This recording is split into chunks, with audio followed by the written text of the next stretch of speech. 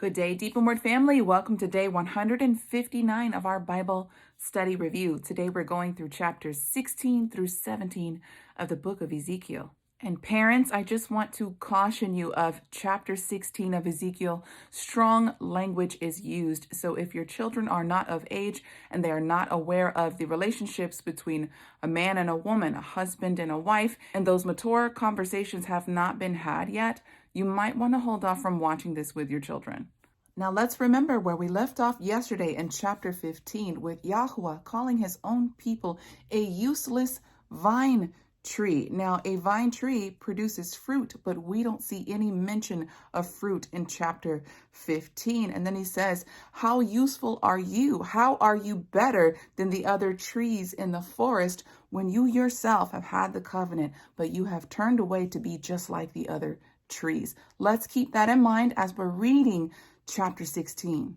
Let's open up with chapter 16 in verse 1. It says, again, the word of Yahauh came to me saying, Son of man, make known to Jerusalem her abominations and say, thus says the Adon Yahauh to Jerusalem, your origin and your birth are from the land of Canaan. Your father was an Amorite and your mother was a Hittite.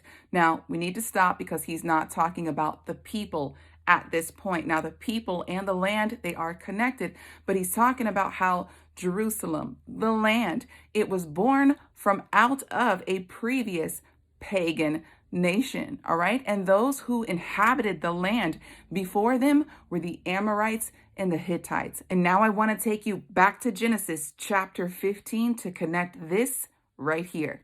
Now, chapter 15 is the ancient covenant ceremony between Abram and Yahauh, all right? Before his name was changed to Abraham, right? Because the Ha part is the father's name that he connects to Abram after this ceremony takes place. This is a picture also of a wedding, of a husband and a bride walking down the aisle together. I have already drawn out those illustrations beforehand. So let's go to verse 12 and read through. It says, as the sun was going down, a deep sleep fell upon Abram, and terror and great darkness fell on him.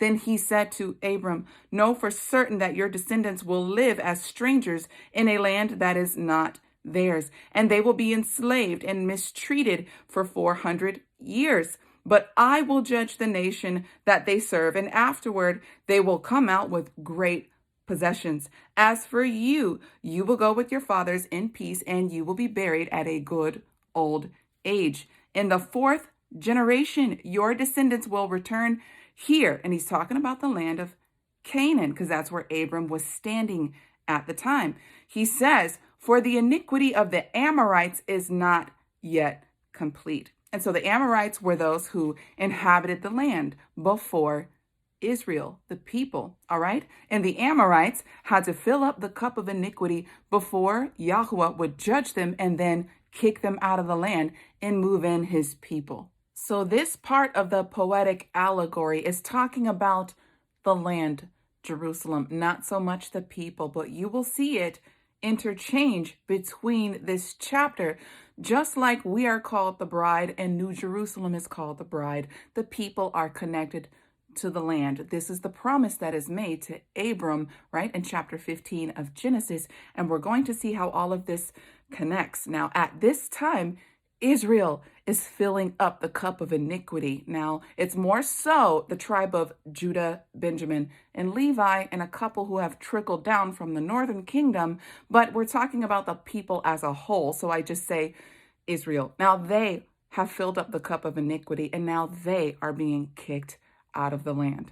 All right, now let's continue reading from verse 4. It says, as for your birth, on the day you were born, your navel cord was not cut, nor were you washed in water for cleansing, and you were not rubbed with salt at all, not wrapped in cloth at all, No, I felt sorry for you to do any of these for you, to have compassion on you. But you were thrown out into an open field to the loathing of your life on the day you were born. And now we're seeing the story of Israel as a people starts to come into this poetic allegory. And it says right here in verse 6, then I passed by you and saw you trampled down in your own blood. And I said to you, in your blood, live. And he repeats himself, and I said to you, in your blood, live, right? Because life is in the blood. And he says, I have let you grow like a plant in the field. You are grown and are great, and you come into the finest ornaments. Breasts were formed, your hair grew, and you were naked and bare. Again, I passed by you and looked upon you and saw that your time was the time of love. And I spread my skirt over you and covered your nakedness. Now, when he talks about a skirt, he's talking about a covering, right? Likening this to a marriage. A husband is the covering of his wife. So now we see the land and the people are spoken of in such a beautiful poetic way. Let's continue reading in verse 8. And he says, and I swore an oath to you and entered into a covenant with you, and you became mine, declares Adon Yahauh. Now we have to remember Israel was taken out of Egypt, right? They were enslaved, they were mistreated, and no one cared for them. They were considered nothing, a no one, right? And then they cried out to Yahauh, and he heard them. And this is the time of the iniquity of the Amorites. This is matching up prophetically in the timeline of the promise made to Abram. All right. And so he brought them in the wilderness. He entered into covenant with them there. And let's keep reading from verse 9. It says, and I washed you in water, and I washed off your blood, and I anointed you with oil. All right. And I dressed you in embroidered work and gave you sandals of leather, and I wrapped you in fine linen and covered you with silk, and I adorned you with ornaments, and I put bracelets on your wrist and a chain on your neck, and I put a ring in your nose. In the ancient days, that's how a woman was proposed to. There was a ring in your nose, not on your hand. It was on your face, so that there was no mistaking whether or not you were spoken for. All right. If you looked at a woman and you saw that ring, you already knew she's off limits. And so that's what he's saying he has done for his people. I put a ring in your nose. I claimed you. I rescued you from the hand of Pharaoh, from your oppressor, and I cared for you when no one else cared for you, and I covered you, and I gave you my heavenly manna, right? I gave you food. I gave you all things. And he says, and I gave you earrings for your ears and a crown adorning on your head. Thus you were adorned with gold and silver, and your dress was of fine linen and silk and embroidered cloth. You ate fine flour and honey and oil, and you were exceedingly pretty and became fit for royalty, right? All of them were supposed to be called to the priesthood, but they messed that up, right? When they thought Moses was taking too long, and then they made the golden calf. They transgressed right after they said, I do. And now in verse 14, we see the synonymous language of Jerusalem and Israel, the people, as a nation in the land. And it says, and your name went out among the nations because of your loveliness, for it was perfect. By my splendor, which I had put on you, declares the Adon Yahauh. And so he's saying, you were nothing before me. And the only reason why you were so lovely was because I covered you. I made you lovely. And it says right here in verse 15, but you trusted in your own loveliness and whored because of your name, and poured out your whorings on everyone passing by who would have it. Now he's talking directly to the people. All right, verse 16, and you took some of your garments and made multicolored high places for yourself and whored on them, which should not have come about, nor shall it be. And you took your splendid adornments of my gold and my silver that I gave you, and made yourself images of a male and whored with them. Right? Remember the gold and everything that Egypt was stripped of, it was to be used for the tabernacle. It was to be used to worship him and him alone. But he says, you took what I gave you And then you made high places and you started using the gifts that I gave you to worship other gods, which we know are demons. Let's keep reading verse 18. And you took your embroidered garments and covered them, and you put my oil and my incense before them, and my food which I gave you, fine flour and oil and honey which I fed you, and you put it before them as a sweet incense. And so it was, declares the Adon Yahauh. And you took your sons and your daughters, whom you bore to me, and these you slaughtered as food to them, right? Demons feed on blood, right? And what is the purest form of life? It is the children, the fruit of the womb, right? The children, they're really his. He allows us to have them for a time, but we are called to use the gifts that he has given us and offer them back to him. That's what children are. And whether you know it or not, your spouse is the same. We come into covenant with another human being. If you are a woman, it is in covenant with a man. And if you are a man, it is in covenant with a woman. And your job is to get them to him. That is it. That's your job. And so now Yahauh asks Israel the question, were your whorings a small matter, that you have slain my children and gave them up to them by causing them to pass through the fire? And in all of your abominations and whorings, you did not remember the days of your youth. He's saying, you don't remember that I took you out from being a slave and made you my own special people. He says, you completely forgot. You have become ungrateful, and everything that I have given you, you have given to someone else. We're going to start to see a husband speaking now. And he says, you were naked and bare, trampled down in your blood. Then it came to be, after all of your evil, woe to you, declares the Adon Yahauh, that you also built an arched place for yourself and made a high place on every street for yourself, right? He's calling her a prostitute. And he says, you built your high places at the head of every way and made your loveliness to be loathed. And you parted your legs to everyone who passed by and increased your whorings. And you whored with the sons of Egypt and the neighbors of great flesh, and you increased your whorings to provoke me. And see, I have stretched out my hand against you and withdrew your portion. He's saying, I withdrew your blessings from being in covenant with me.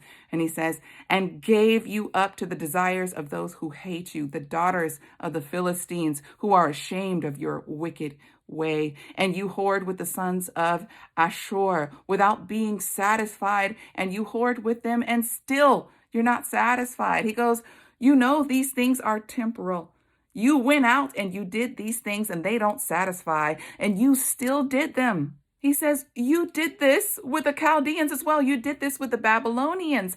Now, you've read through 1st and 2nd Kings, and you know that the kings, when the people were falling away to their abominations, now judgment was coming against them, and they were trying to make political alliances with the Assyrians, who then would come and overtake them, right? And so that's the language that he's using. He says, you have whored with these other nations, and these other nations hate you. They came to conquer you as a result of you being unfaithful to me.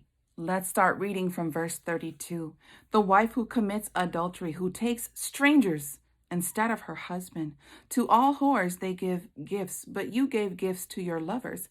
He's saying the way of a prostitute is that they do a service and then the man pays you. He goes, but you did a service and then you paid the man. He says, you are different in this way. And he says, and bribe them to come to you from all around in your whoring. Thus, you are different from other women in your whorings, because no one whores after you, and in you giving a hire, while a hire was not given to you. Thus, you are different. Therefore, O whore, hear the word of Yahauh. He is talking to his own people. This is the language he is using for them violating the covenant and placing their trust in other nations, placing their trust in demons, because we know there is no other God but him. Let's skip down to verse 37. Therefore, see, I am gathering all of your lovers with whom you took pleasure, all those you loved with those you hated, and I shall gather them from all around against you and shall uncover cover your nakedness to them, and they shall see all of your nakedness, and I shall judge you with the judgment of adulteresses and shedders of blood, and I shall bring on you the blood of the wrath and jealousy, and I shall give you into their hands, and they shall throw your arched places down, and they shall break down your high places, and they shall strip you of your garments, and they shall take your splendid adornments and leave you naked and bare. And that's what these other nations did. When they were coming to conquer them, they took the food. They took all of the riches, right? Babylon, Nebuchadnezzar took everything that was inside of the temple, right? The gold cups, right? All of this splendor, and he put it into his temple. Verse 40, and they shall bring up an assembly against you, and they shall stone you with stones and thrust you through with their swords and burn your houses with fire and execute judgments on you before the eyes of many women. And I shall make you stop whoring and no longer give you hire. And Nebuchadnezzar did just that. He burned down their houses. He burned down the temple, right?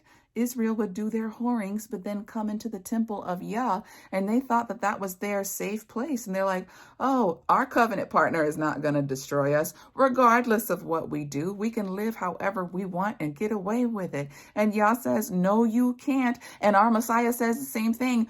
No, you cannot. You cannot partake of the blood of this covenant and then go out and do exactly what you did before you walked down the aisle with me. Before you came to the altar, you were filthy, but I washed you. I made you clean. How dare you take the blood of my covenant and then go back out in the world and increase your whorings? And now this poetic and prophetic allegory kind of switches to where he's talking about the other trees, so to speak, or the other nations, the other lands, right? This connects to chapter 15, which we read yesterday. This is the part that I wanted you to keep in mind. All right, so let's start reading from verse 44. See, all who use proverbs shall use this proverb against you, like mother, like daughter. You are your mother's daughter who despises her husband and her children, and you are the sister of her sisters who despise their husbands and their children. Your mother was a Hittite and your father was an Amorite. Okay, so he's saying you have increased your abominations just like the other nations before you. All right, and he is likening them as a family. And he says, and your elder sister is Samaria, she and her daughters, who is dwelling to the north of you, and your younger sister who is dwelling to the south of you is Sodom and her daughters. And have you not walked in their ways and did according to their abominations? But in your ways you soon became more corrupt than they are. And he says the reason why you are more corrupt than they is because they weren't walking in covenant with me. They didn't have my word, right? I judged them either way, because in the hearts of man, they know right from wrong, but they did not have the privilege of walking and coming into covenant with me like you have. You are worse than they are because you have walked into covenant with me, but your abominations have far, far outweighed what they have ever done. Let's keep reading from verse 48. As I live, declares the Adon Yahauh, neither your sister Sodom nor her daughters have done as you and your daughters have done. See, this was the wickedness of your sister Sodom. She and her daughters had pride, sufficiency of bread, and unconcerned ease, and she did not help the poor or the needy. And they were haughty, and they did abominations before me, and I took them away when I saw it. And Samaria did not commit half of your sins, but you have increased your abominations more than they. And by all of the abominations which you have done, you have made your sisters seem righteous. He says you have made Sodom and Gomorrah seem righteous. Let's go down to verse 53. And I shall turn back their captivity, the captivity of Sodom and her daughters, and the captivity of Samaria and her daughters, and the captivity of your captives with them, so that you bear your shame, and you shall blush for all that you did when you comforted them. And your sisters Sodom and her daughters return to their former state, and Samaria and her daughters return to their former state, and you and your daughters return to your former state. And so right now, Israel, which is really more so the southern kingdom, is who he's talking about. Judah. He's saying, I will turn back the captivity of those whom I judged before you while you are yet going into captivity. But his promise is that he will restore his people. Now, I don't know if you remember going through the book of Jeremiah when Yahauh was performing or speaking these judgments against certain nations. In certain nations, he said he would restore, while others, he said, would never return. Let's pick up with verse 59 and finish out the chapter. It says, For thus says the Adon Yahauh, I shall deal with you as you have done, in that you have despised the oath by breaking the covenant. But I shall remember my covenant with you in the days of your youth, and I shall establish an everlasting covenant with you. And you shall remember your ways and be ashamed when you receive your older and your younger sisters. Now, our Heavenly Father is going to perform this covenant where he writes the law upon the tablets of our hearts, of Israel's hearts. And he says, you will be ashamed when you receive all of these nations back unto you. Now, we know that other nations will be traveling to Jerusalem in the time of the millennial reign to hear the law, right? If you go back to Isaiah chapter 2, you will see that this will actually take place. Other nations will come up to Jerusalem. They will hear the law and they will abide in it. And this is how it finishes out. And he says, and I shall give them to you for daughters, though not by your own covenant. I myself shall establish my covenant with you, and you shall know that I am Yahauh, so that you remember, and you shall be ashamed, and never open your mouth any more because of your shame, when I pardon you for all that you have done, declares the Adon Yahauh. That is the promise of Jeremiah 31:31, right? He says that he will write his law upon the tablets of their heart, and he says, I alone will do it. In the original covenant, they were responsible for placing all of his word in their hearts. But he says this time around, I myself will do it so that you will never stumble again. Now we walk into chapter 17, and this is about two eagles and a vine. And so it's a parable, but then he breaks down what this means. So I'm just going to read it through. So let's start from verse 1. It says, and the word of Yahauh came to me, saying, Son of man, put forth a riddle and speak a parable to the house of Israel. And you shall say, Thus says the Adon Yahauh, the great eagle with large wings of long pinions covered with feathers of various colors came to Lebanon and took the top of the cedar. He plucked off the topmost of its young twigs and brought it to the land of traders. In a city of merchants he placed it. And he also took some of the seed of the land and planted it in the field for seed. He took it by many waters and placed it like a willow tree. So it grew and became a low spreading vine. Its branches turned towards him, and its roots were under it. And he became a vine and brought forth branches and sent out shoots. And there was another great eagle with large wings and many feathers, and see, the vine bent its roots towards him and stretched its branches towards him to water it away from the beds where it was planted.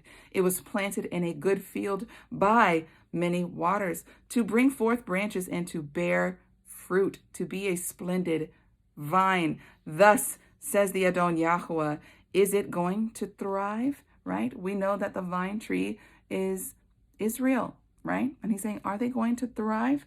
He says, am I not going to pull up its root and cut it off and cut off its fruit?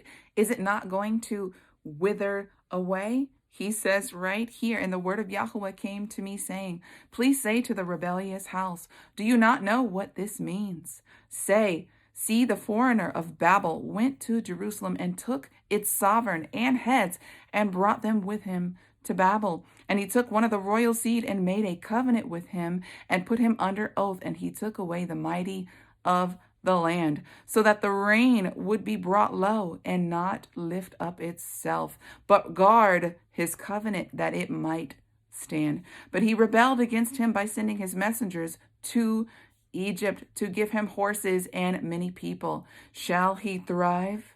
So that matches up directly with verse 9, which we just read. And he also says, shall he escape who is doing these things, right? And we know who is doing these judgments is Yahauh. And he says, and shall he break a covenant and still escape, right? He says, as I live, declares the Adon Yahauh, in the place where the sovereign dwells, who appointed him to reign, whose oath he despised, and whose covenant he broke with him in the midst of Babel, he shall die. And Pharaoh with his great army and great company is not going to help him in battle. When they heap up and siege a mound and build a wall and cut off many beings, and he despised the oath by breaking the covenant. And see, he has given his hand, and he has done all this. He is not going to escape.